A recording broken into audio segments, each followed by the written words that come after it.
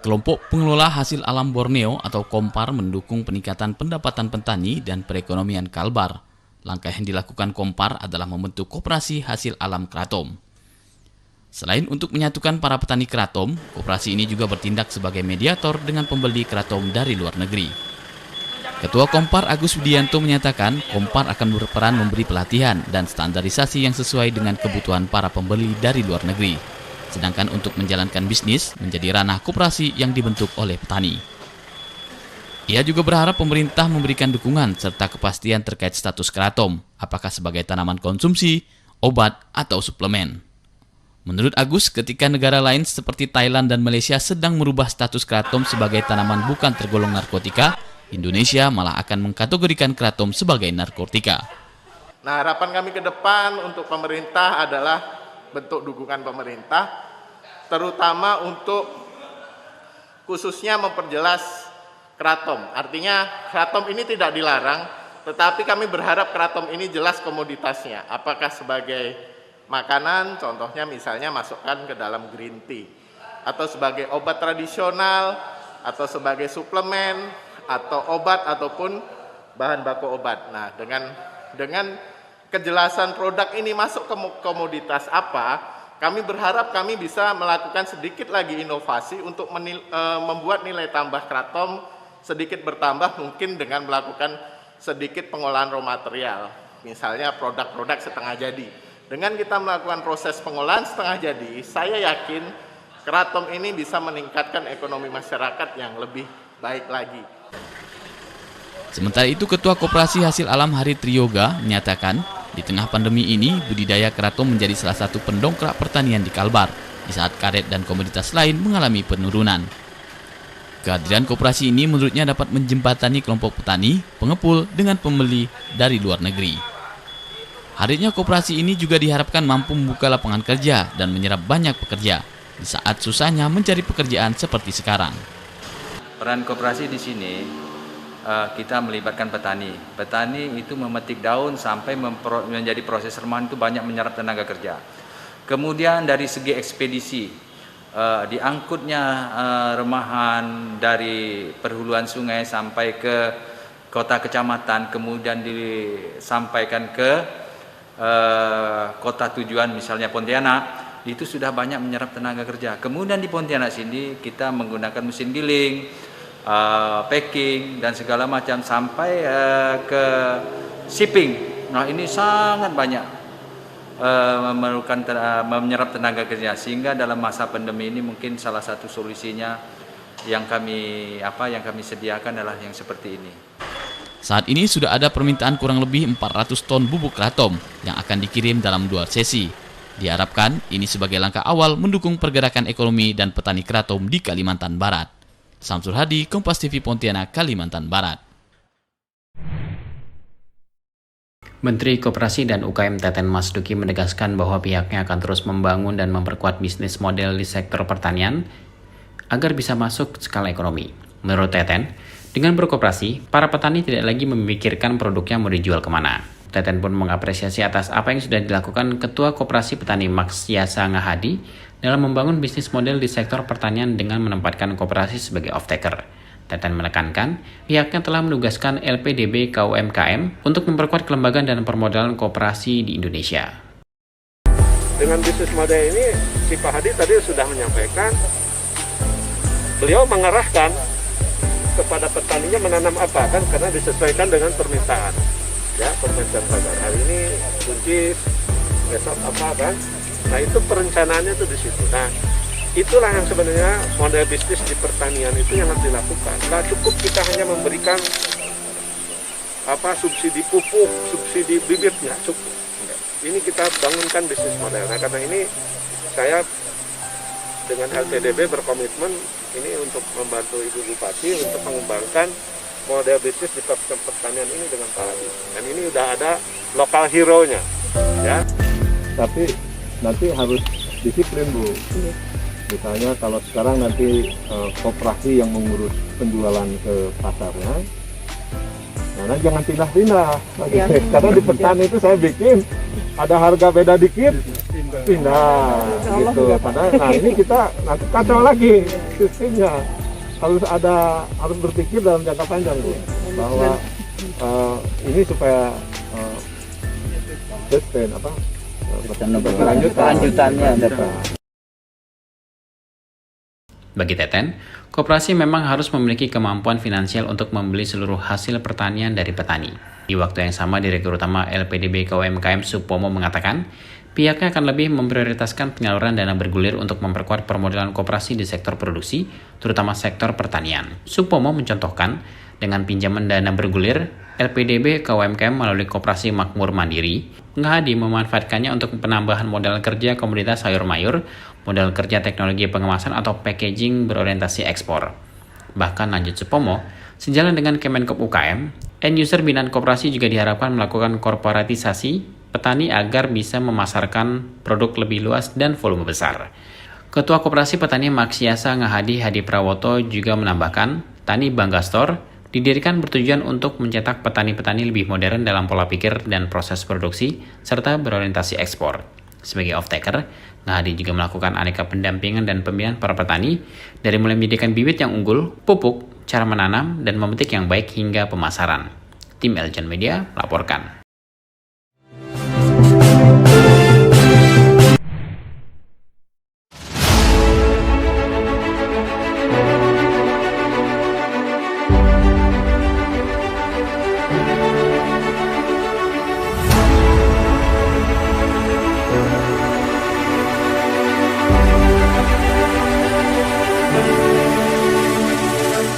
Mudah-mudahan momentum ini bisa mewujudkan cita-cita kita untuk mendirikan koperasi jasa konstruksi dan perumahan. Jadi ini uji coba kita, mudah-mudahan nanti pihak developer puas dan kita tentu mengutamakan kualitas sehingga kita percaya diri nanti mendirikan koperasi yang khusus perumahan dan konstruksi. Pilot project sebenarnya kita sudah bangun ribuan rumah ya. Cuman ini yang skala levelnya di perumahan baru ini. Ya, insya Allah nanti akan kita lihat perkembangan anggota kita, apakah pinginnya di perumahan itu seperti apa, akan kita sisir nanti satu persatu, sehingga kita betul-betul bisa mewujudkan bahwa koperasi hadir untuk memenuhi kebutuhan anggota. Ya, ini sangat penting. Ini kita artinya kita akan meminta penilaian dari developer berpengalaman, ya, karena Pak Hamid kan sebagai direktur utamanya sudah punya pengalaman banyak, nanti bisa melihat apakah kinerja kita ini layak untuk disejajarkan dengan yang lain atau seperti apa. Dari sini kita bisa simpulkan sehingga kita bisa percaya diri untuk melanjutkan program koperasi jasa perumahan dan konstruksi kita. Ya, harapan saya kepada Pak GM ya, ini Pak Taufik, kemudian Pak Anto mandornya manajer konstruksinya, mudah-mudahan amanah ini dijalankan dengan baik sehingga kita tidak mengecewakan pihak manapun. Itu harapan saya.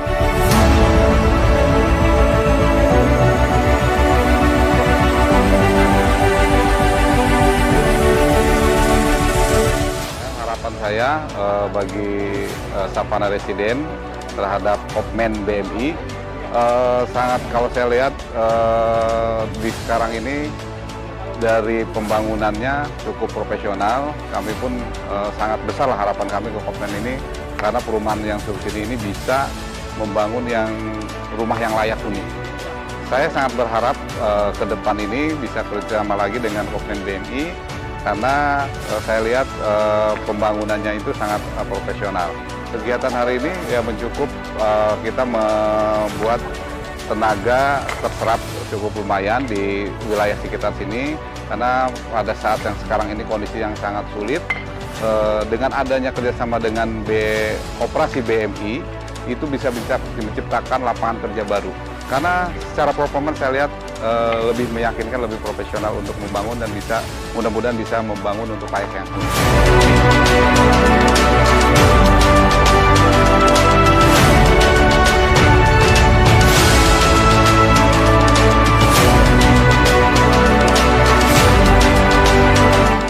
Insya Allah dimulai hari ini kita 28 unit Pak. 28 unit di blok sini 21, kemudian di blok C itu ada 7 unit. Jadi total insya Allah 28 unit Pak. Insya Allah kalau secara teknis kami sudah diskusi dengan manajer DKTB Pak Anto, dengan tim juga kami sudah diskusi. Itu insya Allah Oktober selesai Pak. Tentunya kita ada diskusi Pak ya terkait kualitas karena ini proyek pertama kita di perumahan ya, dan kami juga yakin dengan kualitas mandor kami, dengan kualitas bangunan kami yang sudah jadi, insya Allah ini bisa menjadi langkah untuk masuk ke arah yang lebih baik Pak ya. Ini terutama ya untuk kerjasama selanjutnya saya yakin sih ini kita bisa. Ya, insya Allah nanti kita ada Villa Ilhami Pak ya, sudah nunggu, kemudian juga kita next nanti ada pasar di Baros, kemudian juga pasar di Mekar Baru juga, itu di Gandaria tempatnya, kemudian juga ada di pasar Pandeglang, kemudian untuk hari ini juga sama kami dengan Pak Presiden Direktur insya Allah akan cek itu Azura 2 Pak, nggak jauh dari sini itu ada sekitar 400 unit, insya Allah bisa dikerjasamakan dengan Kopmen. Terakhir Pak. Iya. Kami yakin Pak ya dengan komposisi seperti sekarang ini kita sudah banyak, kita punya 18 mandor, kemudian juga kita punya 400 utang lebih, kemudian juga kita punya material, SDM sudah siap, bahan juga sudah siap, insya Allah sudah siap, dan manajemennya juga kita sudah siap. Dengan dukungan para pengurus dan anggota untuk melakukan hal ini, insya Allah kami siap Pak.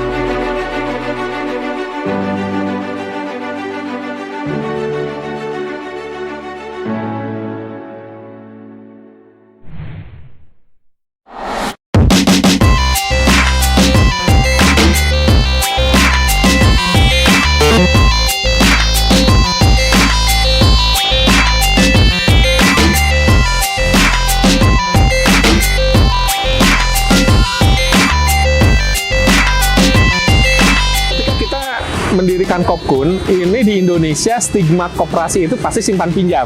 Jadi kalau kemudian kita survei ke masyarakat, kita tanya, Bapak Ibu tahu koperasi? Tahu, apa itu simpan pinjam? Nah, makanya kemudian kita mencoba untuk menginisiasi sebuah koperasi yang berbeda. Apa itu? Koperasi sektor real. Kenapa koperasi sektor real?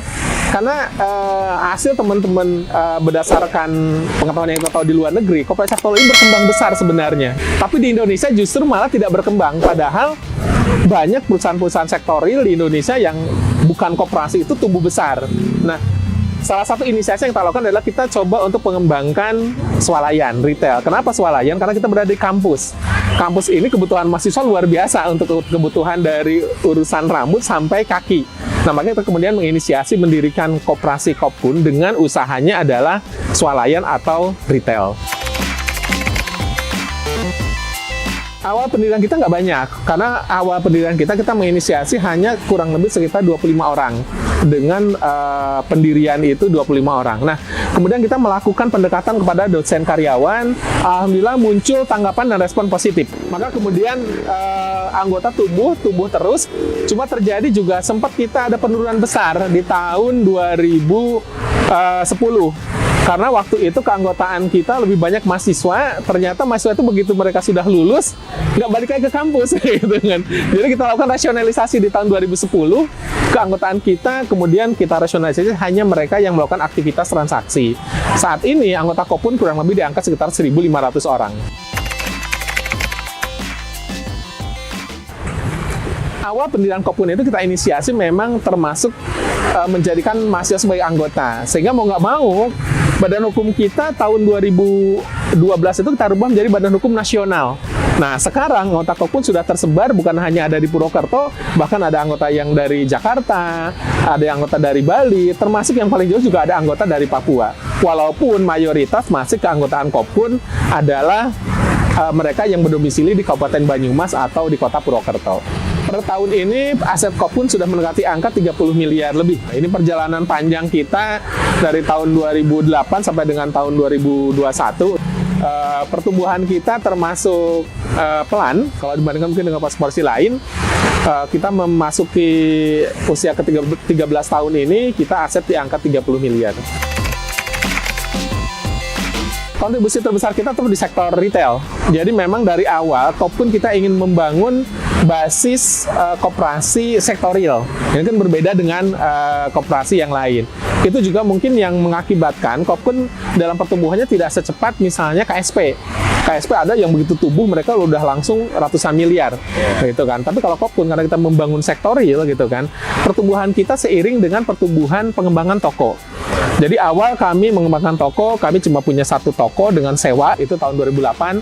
Kemudian tahun 2012 kita coba untuk mengembangkan toko melalui beli gedung. 2012 kita hanya punya 2 toko. Kemudian tahun 2015 kita beli gedung lagi, kemudian kita bisa punya 3 toko. Tahun ini 2021 alhamdulillah kita sudah punya 6 toko. Awalnya strategi kami di tahun 2019 adalah membangun jejaring toko sebanyak-banyaknya. Itu awal strategi kita seperti itu. Ya kurang lebih sama lah seperti sektor retail yang lainnya. Tetapi kemudian tahun 2020 kita mengetahui terjadi pandemi, gitu kan, terjadi pandemi. Nah, pandemi itu merubah skenario kita bahwa saat ini pengembangan toko dalam bentuk jumlah toko yang banyak itu ternyata tidak efisien. Ke depan kami akan fokuskan bagaimana kemudian menggunakan jejaring dan membangun sistem aplikasi atau sistem pemasaran yang digital yang itu akan lebih langsung masuk ke konsumen. Nah, itu strategi kami ke depannya. Jadi tidak harus kami membuka toko di misalnya di Jakarta, tapi kemudian kami bisa melayani konsumen Jakarta. Nah, ini pola yang nanti akan kita kembangkan. Salah satu model yang sedang kita susun namanya adalah model drop selling. Jadi model drop selling ini kami nanti punya hanya pergudangan saja, ada order, kami kirim ke satu tempat, kemudian baru kita distribusikan. Itu nanti akan lebih efisien karena tidak harus punya display secara full. Kami cukup punya model pergudangannya. Itu salah satu strategi ke depannya seperti itu.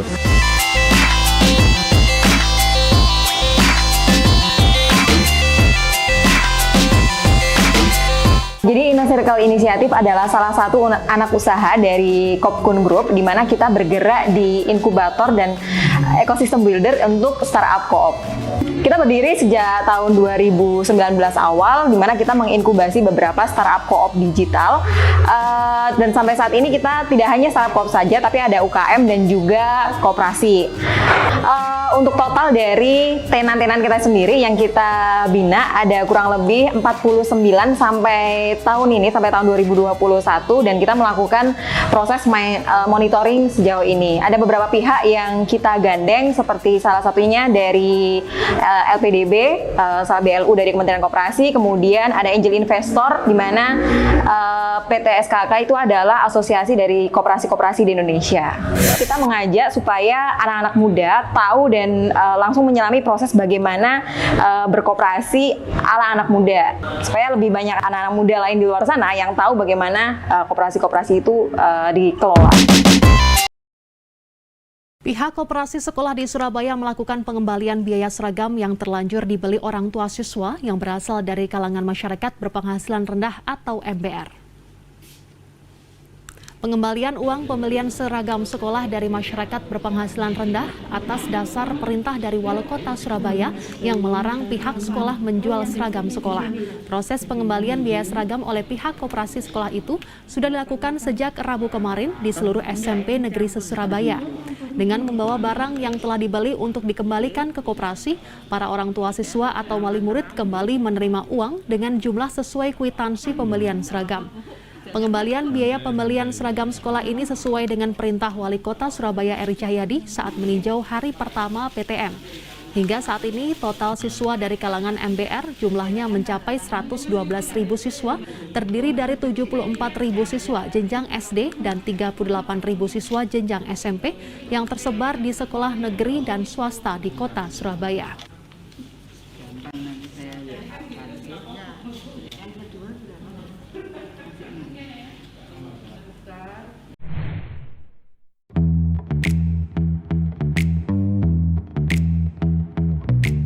Nama saya Selvina Diana Nau, pengelola pengembangan bisnis Koperasi Bekal.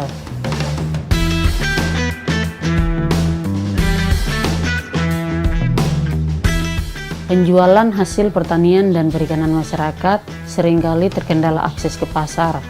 Ongkos produksi hanya mampu menutupi kebutuhan masyarakat, sehingga peningkatan kesejahteraan belum terjadi.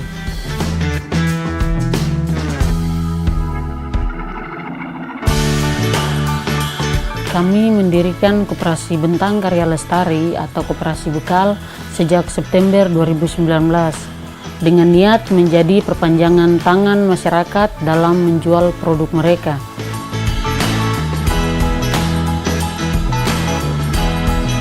Tidak hanya menjual, yang pasti kami ingin ada peningkatan pendapatan juga.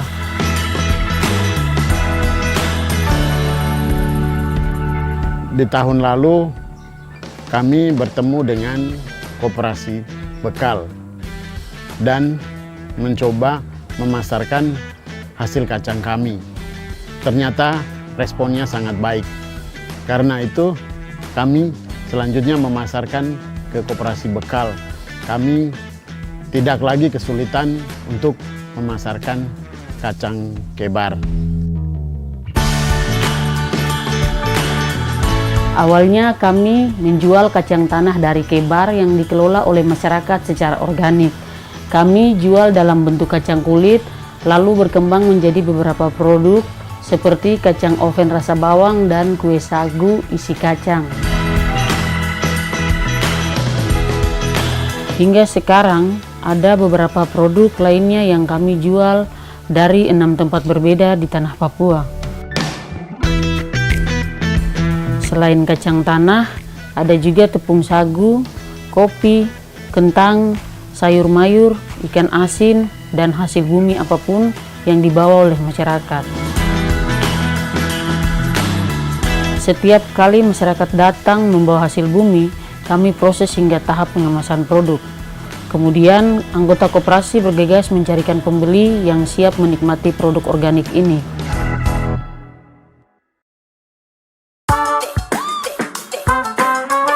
Tidak hanya habis terjual, masyarakat juga harus mendapatkan keuntungan.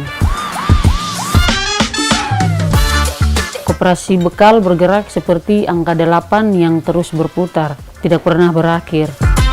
Kami membeli produk masyarakat dan mendampingi proses produksi. Sudah sangat bagus karena mereka terus kayaknya seperti mengedukasi masyarakat, terutama yang di Anggi dan Minyambo, untuk meningkatkan kopinya lebih bagus lagi. Jadi misalnya awal-awal dulu itu kopi Anggi itu kan kurang bagus kualitasnya, jadi harus banyak yang dibuang kalau datang, tapi sekarang tidak ada lagi. Rasanya juga semakin enak. Keuntungan yang diperoleh koperasi digunakan kembali untuk membeli hasil bumi lainnya. Harapan kami ke depan, masyarakat sudah membawa produk jadi ke koperasi. Dengan demikian, proses peningkatan kapasitas masyarakat terpenuhi. Seperti konsep koperasi, kemajuan koperasi tercipta bila mitra dan anggotanya sejahtera. Kami percaya bahwa kemajuan koperasi adalah kebahagiaan bersama.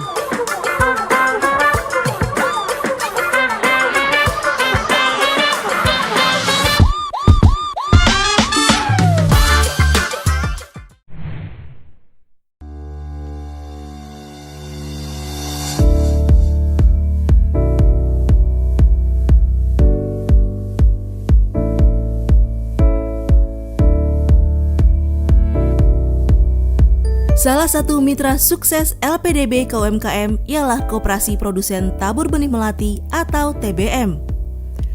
Berada di Jalan Dusun Mekarjaya, RT 05 RW 02, Desa Pusaka Jaya, Subang, Jawa Barat. Berdiri sejak tahun 2016, Koperasi Tabur Benih Melati terus berupaya mensejahterakan anggotanya. Koperasi ini terus bertahan menjalankan kegiatan usaha dalam bidang benih padi dan rutin menjalankan rapat anggota tahunan. Koperasi ini terus berusaha memberdayakan warga lokal baik di Desa Pusaka Jaya maupun Desa Bojong Tengah. Hingga saat ini telah memberdayakan sebanyak 87 warga dalam pemrosesan benih hingga terjual. Benih tersebut telah terpasarkan ke wilayah Jawa Tengah, Jawa Timur, serta luar Pulau Jawa seperti Medan, Lampung, hingga Aceh. Dalam perjalanannya, Koperasi Produsen Tabur Benih Melati tak urung mengalami kegagalan, tak terkecuali dalam hal pembiayaan. Namun, hal tersebut dapat diatasi berkat adanya dukungan dari LPDB KUMKM. Awal berdirinya koperasi sebelumnya kan kita sudah berusaha sebagai produsen benih, yaitu CV Piana Benih Mandiri. Namun banyak keprihatinan, banyak kendala dalam hal kepuasan kualitas, kedisiplinan anggota, kedisiplinan mitra benih. Maka perlu dirasakan membentuk lembaga dalam rangka untuk menertibkan, untuk mendisiplinkan para mitra. Maka dibentuklah pada tanggal 12 Agustus 2016, bentuklah koperasi dengan nama Tabur Benih Melati. Tabur itu artinya petani sama buruh sebagai anggota, benih benar-benar ikhlas, melati melayani dengan hati. Pertama, mendapatkan informasi tentang LPDB dari Satgas LPDB yang di Bandung. Dari Satgas tidak bosan terus-terusan sampai akhirnya minta waktu untuk berkunjung ke sini, menjelaskan semuanya tentang apa itu LPDB. Dari situ agak paham, maka saya tertarik. Memang problematika kita tuh lemah dalam hal modal, maka kami perlu penguatan modal dan memerlukan kehadiran LPDB. Alasan mengajukan ke LPDB adalah untuk penguatan modal yang selanjutnya akan memberikan kepastian pembayaran terhadap para anggota yang menjual hasil usaha taninya, yaitu bahan benih, ke koperasi. Dengan modal yang relatif bertambah, maka 3 kepastian itu lebih terjamin ya. Kepastian pembelian, kepastian pembayaran, kepastian harga, kita bisa set. Prosesnya masalah kultur aja Pak ya. Kultur kami belum tertib saat itu, tertib administrasi belum apa, maka begitu harus berhadapan dengan LPDB perlu penyusunan yang agak lama, maka prosesnya juga lama. Bukan salah dari LPDB-nya sebenarnya, dari kebiasaan dan tradisi kami yang memang tidak tertib administrasi. Jadi kami tidak mencatat apa yang dikerjakan dan tidak mengerjakan apa yang dicatat, sebenarnya seperti itu. Pembiayaan dari LPDB sepenuhnya digunakan untuk pembelian bahan benih dari anggota-anggota koperasi. Setelah pinjaman disetujui, manfaat yang kami peroleh setelah mendapatkan LPDB adalah ya tadi adanya kepastian. Anggota kami kan petani, hasil usaha taninya harus ada kepastian, pasti dibeli hasil usaha taninya, pasti juga pembayarannya, pasti juga harganya. Maka dengan mendapatkan pembiayaan dari LPDB, itu semua lebih bisa menjamin ke arah itu. Harapan ke depan kepada LPDB dan KUMKM, setelah kami mengetahui, kami mengalami, dan kami merasakan, maka perlu ada kerjasama lebih ke depan. Untuk tahap pertama kami dapat full untuk modal kerja pembelian bahan. Barangkali ke depannya kami harapkan kami juga masih perlu pengembangan dari sisi penguatan modernisasi mesin, barangkali bisa membantu, yaitu terima kasih. Saya menjadi anggota Koperasi Tabur Benih Melati itu sejak tahun 2016 setelah mendapatkan dana bergulir dari LPDB KUMKM. Koperasi Tabur Benih Melati sangat memberikan dukungan kepada petani penangkar benih dan memastikan, yaitu pembelian dengan kepastian pembelian, kepastian harga, dan kepastian pembayaran. Manfaatnya sangat besar sekali karena harga ditambah dari harga konsumsi pada hari panen tersebut, sehingga kami mendapatkan keuntungan lebih dari hasil penangkaran benihnya. Harapan kami sebagai petani penangkar benih, mudah-mudahan Koperasi Tabur Benih Melati ke depan akan bertambah maju, bertambah besar, dan penguatan LPDB-nya akan diperkuat lagi. Terima kasih Koperasi Tabur Benih Melati, terima kasih LPDB KUMKM. Koperasi Tabur Benih Melati Melangkah maju bersama LPDB KUMKM. Terima kasih LPDB KUMKM.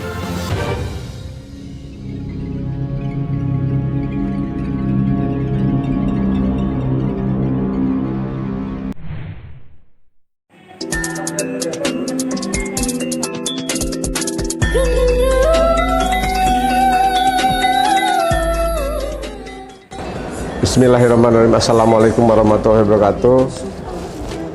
Perkenalkan, saya Kang Asep Mulyana. Kebetulan saya di sini sebagai manajer koperasi untuk Karawang Plan dan sebagai wakil ketua koperasi karyawan Toyota. Alhamdulillah, Kopkar Toyota ini sekarang sudah masuk produk-produk UMKM Kabupaten Karawang.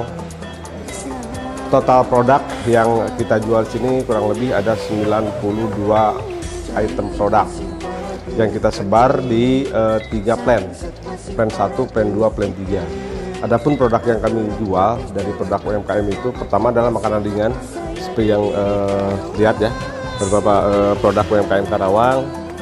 Alhamdulillah UMKM Kabupaten Karawang di sini omsetnya lumayan tinggi. Per minggu sekali kita transfer ke UMKM dengan total kurang lebih sekitar 35-40 juta per minggu untuk omset UMKM ini. Ya, ini setiap pagi kita dapat ini, Bu. Ini dari koperasi juga, ya. Dari koperasi juga nih. Ya, Assalamualaikum warahmatullahi wabarakatuh. Saya perkenalkan, nama saya Marianto dari Koperasi Karyawan Inco yang terletak di kawasan industri Mitra Karawang sini. Kami punya anggota kurang lebih 1.000 orang. Kita coba memperdayakan semua dari anggota untuk bisa memenuhi semua toko yang ada di sini. Kita juga memprioritaskan pada UMKM yang ada di Karawang, banyak makanan-makanan jenis instan atau makanan basah yang di sini. Kita cukup menampung dari UMKM yang ada di Karawang ini. Kita punya anggota kurang lebih 1.000 tadi, kita juga optimalkan, sudah bisa hampir 400 juta omset dalam sebulannya. Oke, di Koperasi Karyawan Inco kita udah masuk era digital. Jadi semua transaksi yang ada di koperasi sini kita udah pakai flashcard ini. Anggota cukup menunjukkan flashcard dengan mengambil barang tanpa harus mengeluarkan uang. Nah, dengan ini kita langsung dapatkan bagian melalui payroll. Ya, ini Bu, ini toko waserda kita, Bu.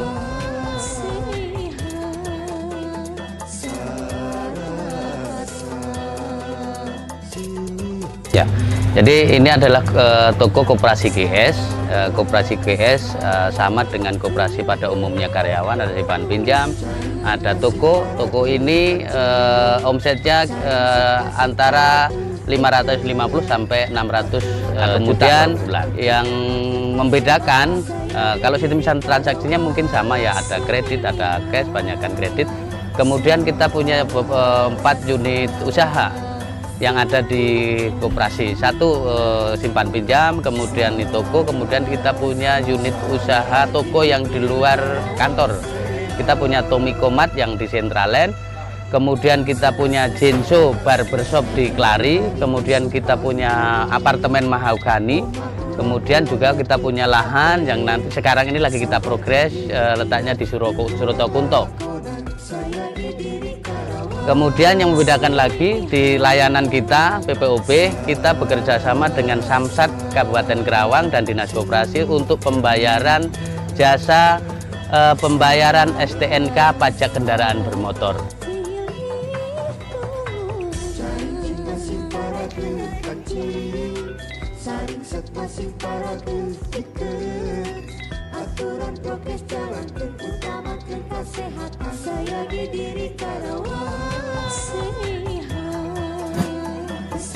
Assalamualaikum warahmatullahi wabarakatuh. Saya Didi Sujaya, Ketua Koperasi PT yang ya, ucapkan selamat hari ulang tahun 328 Kabupaten Karawang. Semoga pandemi COVID-19 segera hilang di Kabupaten Karawang, makin berjaya, makin makmur dan sentosa. Karawang serasa, sayangi diri Karawang sehat. Produk UMKM Kerawang. Oke.